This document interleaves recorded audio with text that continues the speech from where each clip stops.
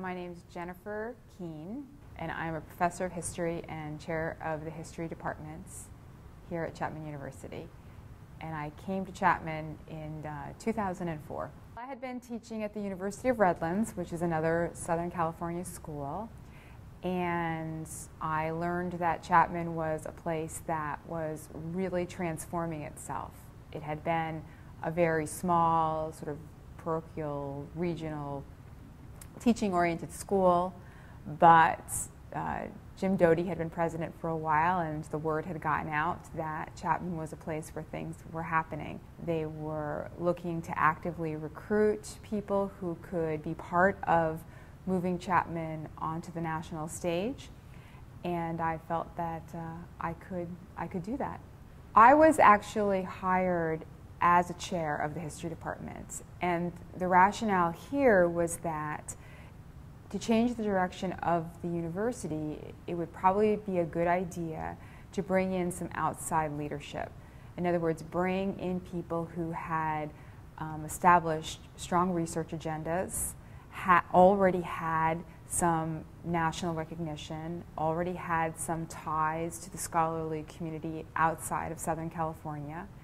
And so in a sense, by bringing people in sort of at a mid-career level, not just an entry career level, this would be a way for Chapman to be able to skip ahead, if you will, and develop that sort of national reputation and change its profile more quickly. My field is World War I, especially Americans' experiences during the First World War. And so when I was hired, I had already published 2 books about the American experience during the war. I was an associate editor for an encyclopedia about war in American society, and all of those books had been very well received. As chair, one of my primary responsibilities is shaping the curriculum. And so when I came to Chapman History Department, there was a 1-semester senior thesis that was really sort of like a long paper that people did using some primary source resources. And so one of the first things that I did as chair was really guide the department through a discussion to completely reevaluate and change our senior thesis process. And what we ended up with was dramatically different, and something that's really propelled us into the forefront of undergraduate history programs. And what we have now is a 3-semester history senior thesis process. Starts the junior year with a historian's methods class, and then students now have a full year where they research and write their thesis. And the full year has been accompanied by improvements in terms of grant opportunities. Students now have money to go internationally to do their research, to go throughout the country to different archives. We founded a chapter of Phi Alpha Theta, the History Honor Society. This has given our students the ability to present at regional conferences, national conferences. And so those were sort of the first things that I did.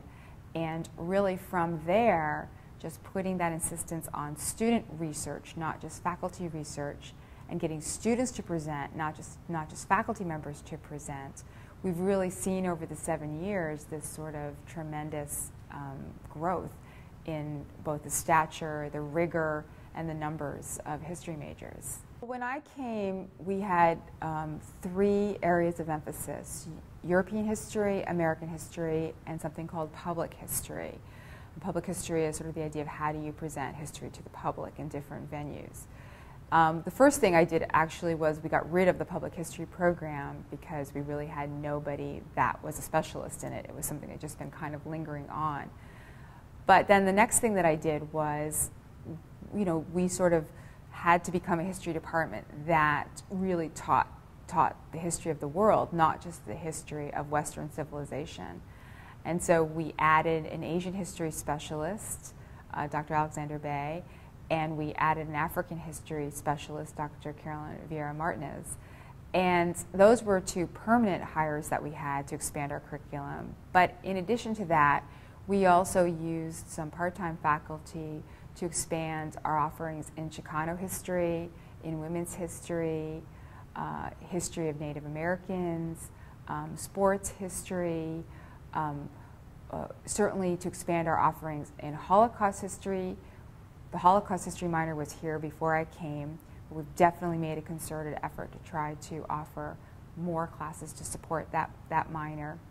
And so these were ways in which we were able to expand our curriculum. So even though we're a small department, there would still be a comprehensiveness to the coverage, historical coverage that we could offer to our students. And so probably those two things combined, the new research emphasis for students as seniors and the broader geographical, chronological coverage of history, those are probably two main changes that have occurred over the last 7 years. When we first began this, we were really not thinking that so quickly our students would demonstrate to us how capable and excellent they were. We began with the idea of really just improving their analytical skills, improving their experience as history majors. And we went to our first conference really just for the experience alone. And lo and behold, we walked away with one of the conference paper awards. And this just kind of opened up a whole new world to us in terms of possibilities. And over the last 6 years, we've garnered over 25 regional and national awards for student papers that they have written as part of this revised senior thesis topic. I had come to a reception to honor Jim Miller when he retired as a professor here. He had taught here, I think it was for 47 years, and had retired the year just before I came. And David Henley came up to me and he said, "Why doesn't Chapman have a chapter of Phi Alpha Theta?" And I think I said, "Well, I don't know. I don't work here yet, so I'm not really sure, but I'll find out." And every time I saw him for the next 3 months, he asked me that same question. And so finally, I thought, well, I guess I better find out why we don't have one. And so we set about creating one. And like I said, when we first created Phi Alpha Theta, our ambitions were small. We thought we'll have a sort of history club. This will be a way for us to honor achievement among our students. But pretty soon we found out there were conferences, and so we decided we were going to start sending our students to conferences. Our students have really achieved amazing things. Our online journal, which we started 2 years ago in its first year, was named Best Online Journal by Phi Alpha Theta. Our chapter of Phi Alpha Theta has won the Best Chapter Award 3 years in a row. Our professors have won awards within the university for excellence in teaching, for pedagogical innovation. Really, the acclaim that the department has received has been outstanding. And to kind of top all of this off, what really shows, I think, the progress that we've made so quickly is that the numbers of majors that we have is truly exploding. The other really important thing is that we've done all of this without sacrificing any of Chapman's emphasis on personalized education. If anything, working on the senior thesis for a full year with one faculty member really cements that mentor relationship very, very firmly. We're training our students to do more than that. We're training our students really to be leaders in whatever fields that they choose, not just people that are content to be a sort of cog in the wheel, so to speak. What we are fairly certain about is that any new faculty that come into the departments would have to be people that have the commitment that we have to maintain the excellence of our undergraduate curriculum. So in other words, no matter how big we get, whether it's in terms of students or faculty, I think we now understand what our values are and what our emphasis is on, and our emphasis is clearly on providing an excellent undergraduate education to our history majors.